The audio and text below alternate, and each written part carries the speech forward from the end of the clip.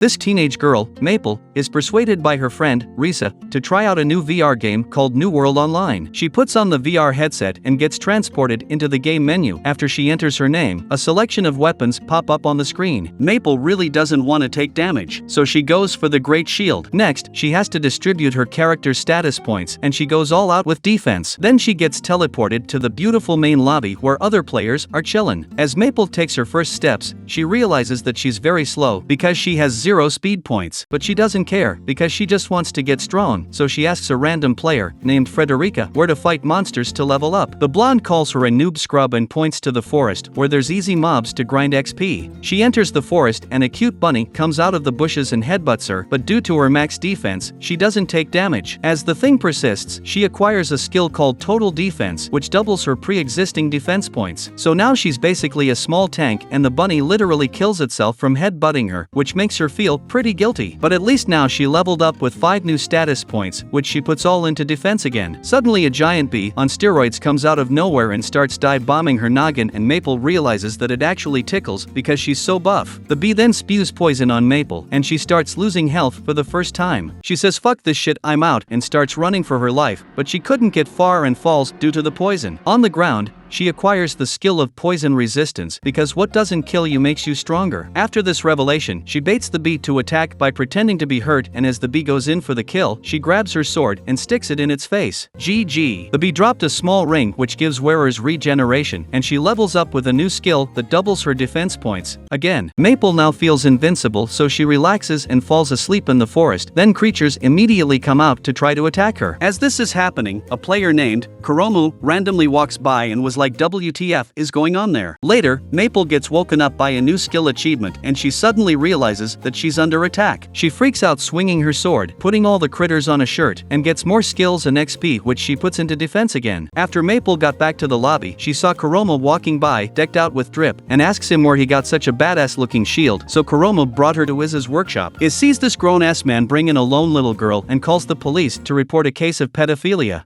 Psych, she's just pranking him. Maple tells Iz that she wants a drippy shield, and Iz tells her that it costs $1 million.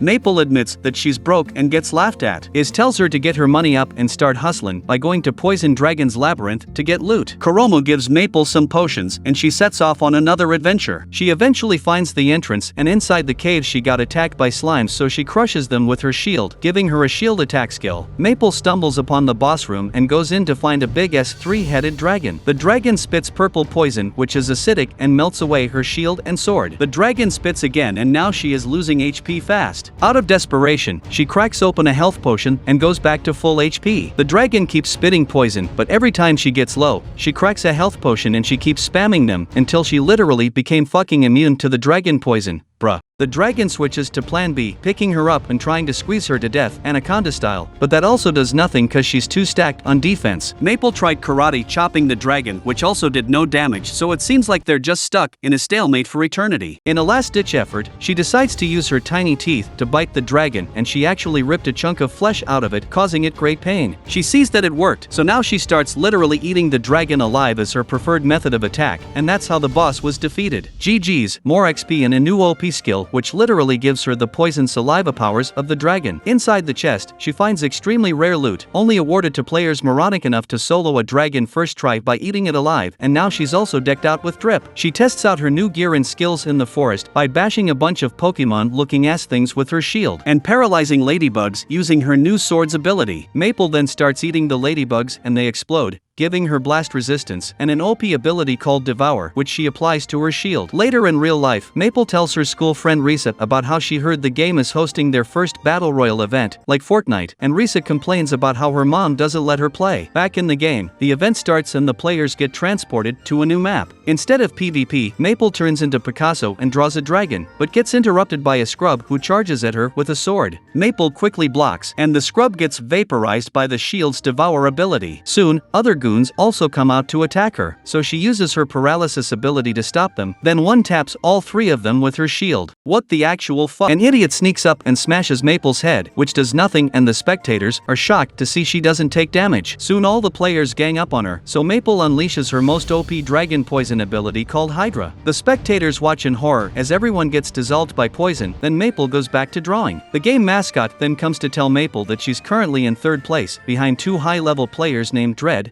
and Pain. But the mascot also gave away her location, and soon she's surrounded again, and another cocky guy gets his ass handed to him with a one tap. Maple spews more poison in the air and forces some players to off themselves. She also paralyzes some and makes them die slow painful deaths. In the end, she has a kill count of over 2,000 with 0 deaths, and she remains third place. Back at school, she tells Risa about how broken she became, and Risa tells her that her mom finally let her play. So they both log in, and Risa names her character Sally for privacy. They head to an inn, and Sally builds a super fast sword character, the complete opposite to her slow tanky friend. Sally comments on how sexy Maple's shield looks, and she tells Sally that she actually wants a new white shield, but to get it, is said they need to head to the underground lake for materials to craft it. Sally is thrilled to go out on their first adventure and heads out the door, but stops as she realizes that Maple is so slow. Her walk is faster than Maple's run. So Sally gives Maple a piggyback ride as their preferred way of travel. On the way, Maple casually slays some mobs for XP, and they quickly make it to the underground lake. They start catching fish, which gives them shells for crafting the shield, and after a while they only got 25. Sally thinks this is too slow, so she goes free diving under the lake to find more and comes back with an inventory full of them. She tells Maple that she also found an underwater boss room and she wants to beat it, but needs to level up some more. After days of grinding XP, Sally feels ready and enters the room to find a big air pocket and a massive dark figure swimming under her. She says bring it on and dives down to attack it. She slashes at it and throws wind cutter attacks. The fish monster tries to bite Sally, but she's super fast and easily dodges. Sally grabs onto its back and stabs the shit out of it for a bit. The monster then spews a dark liquid and Sally responds with a water ball attack, neutralizing it, then she shanks it with another powerful stab. As Sally realizes she's running out of oxygen, the fish monster puts up a smokescreen and shoots a plasma beam out of its mouth. Seems like he learnt this move from Godzilla, and Sally swims for her life. As the fish takes a break from puking plasma, Sally spams wind cutter attacks, decapitating the fish and beating the boss. Inside the loot chest, she finds a new outfit and is dripped out too. After she got back to Maple, they hear an announcement that the devs will be adding level 2 to the game, which is a whole new world to explore. The next day, Sally tells Maple that the devs nerfed her devour ability, reducing it to only 10 uses per day, so she can't one-tap 2,000 players in a single event anymore, and they also nerfed Maple's defense so she's less overpowered. Maple is sad to learn this, but then she remembers how OP her Hydra attack is, and stops worrying. In-game, the two does some shopping, and Maple buys a new skill called Cover Move, which helps her defend her friends. Then they come across a pair of twins, Mai and Yui, arguing about whether they should buy potions or weapons. Maple and Sally then go on a date to a restaurant, where they meet Dread, who came second in the event,